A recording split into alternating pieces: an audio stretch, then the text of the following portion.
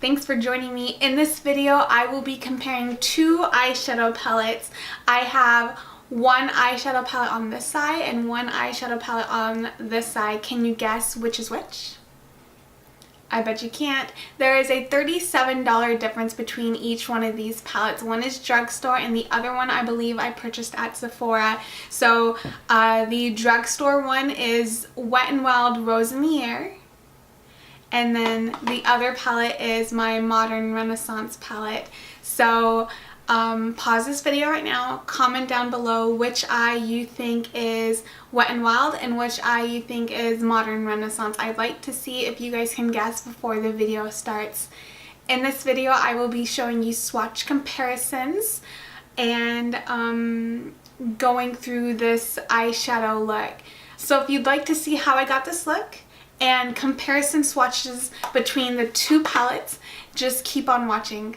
So let's just get started. I have my Wet n Wild one here. It's Rose in the Air or Rosé in the Air. I'm not sure. There's a little accent over the E. And then I have my Modern Renaissance palette from Anastasia.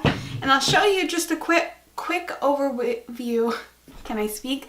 I'll show you just a quick overview of what they both look like.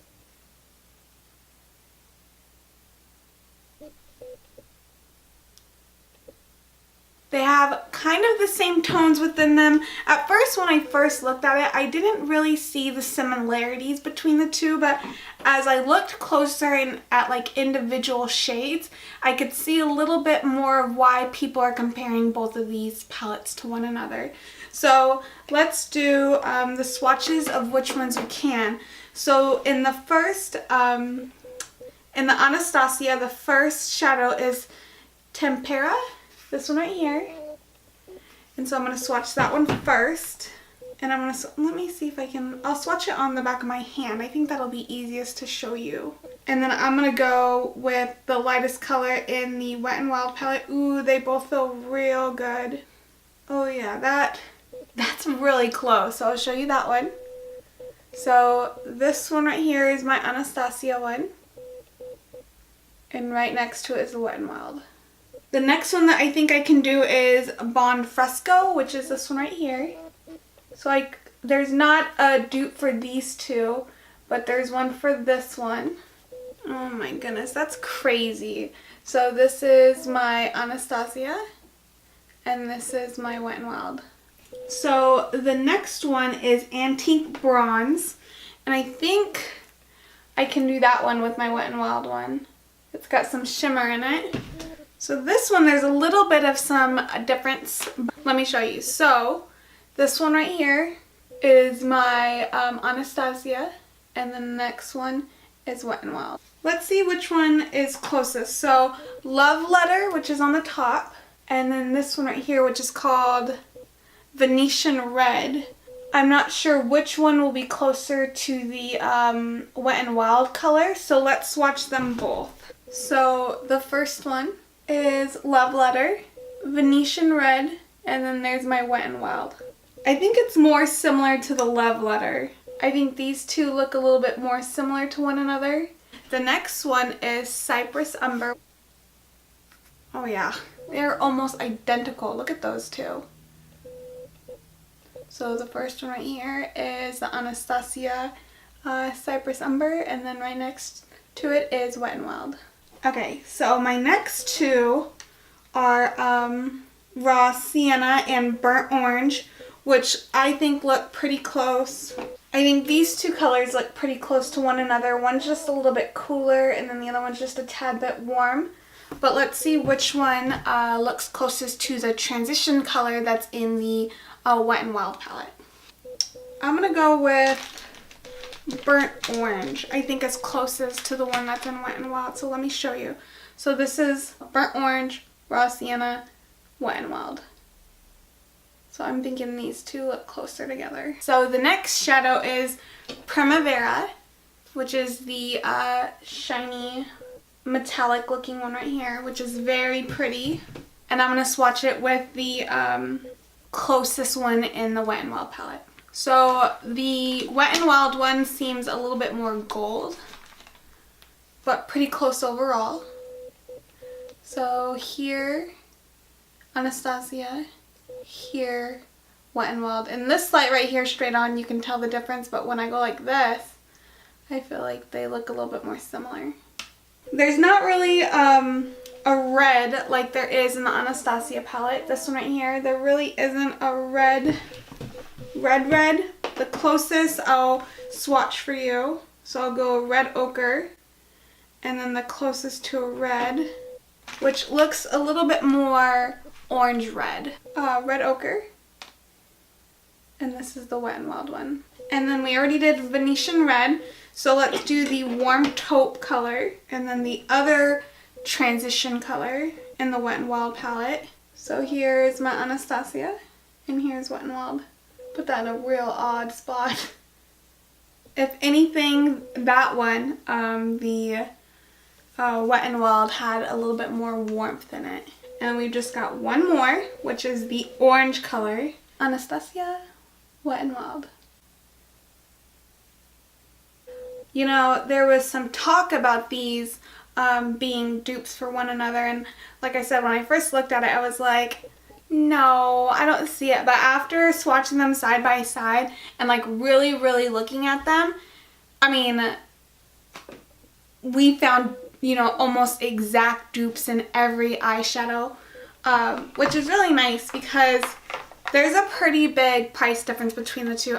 Let's start the look. My eyes are primed with my soft ochre paint pot, and I tried to use that instead of anything new just so that I was more familiar with the base, and then I also set it down with a powder.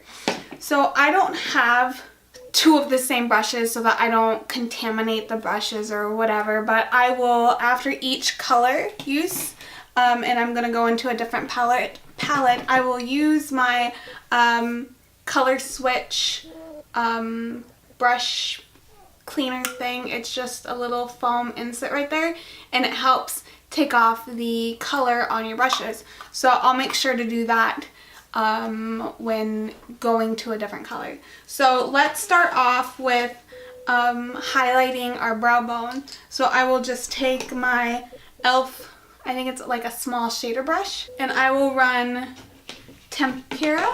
I think the hardest part is going to be not mixing my eyes. So this one right here will be my Anastasia eye, and this one over here will be my Wet n Wild eye. So we'll just use this to highlight the brow bone. Make sure I wipe it. And then I'll go in with my lightest shade right here in the Wet n Wild palette.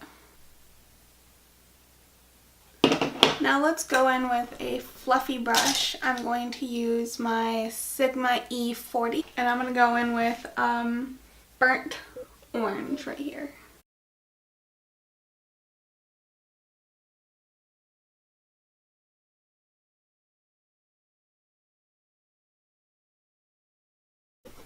Wipe it off on my Via color switch and go in with the transition color in the Wet n Wild palette.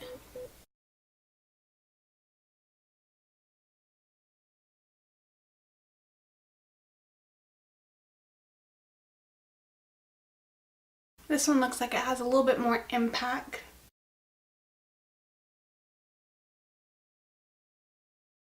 I'm going to go in with just a tad more of the Anastasia burnt orange color, just to make them look a little bit more even.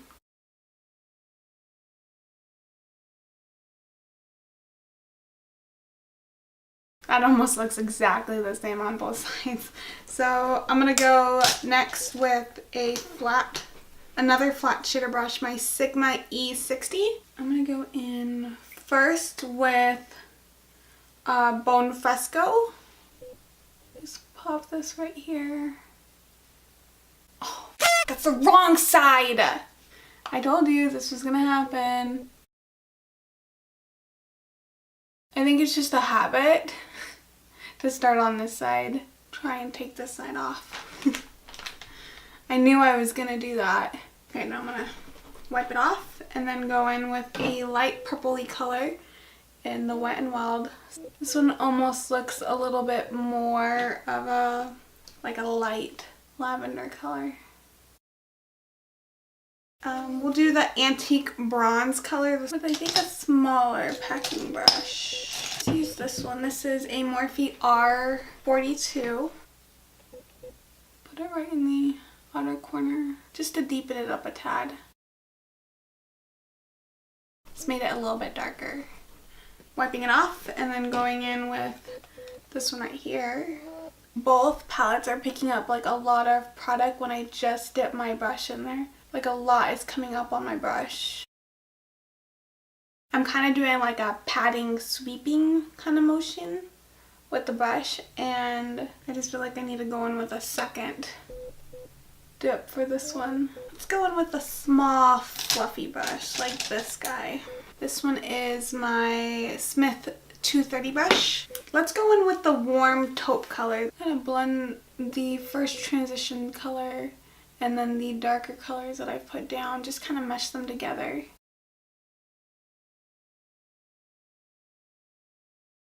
And then I'm going to go in with the transition color on this side for the Wet n Wild.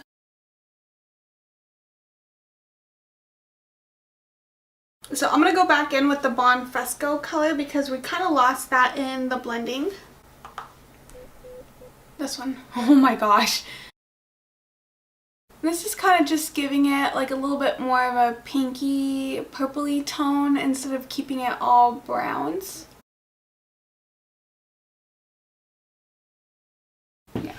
Yeah, I like that. And then wiping it off and going with the light purple color.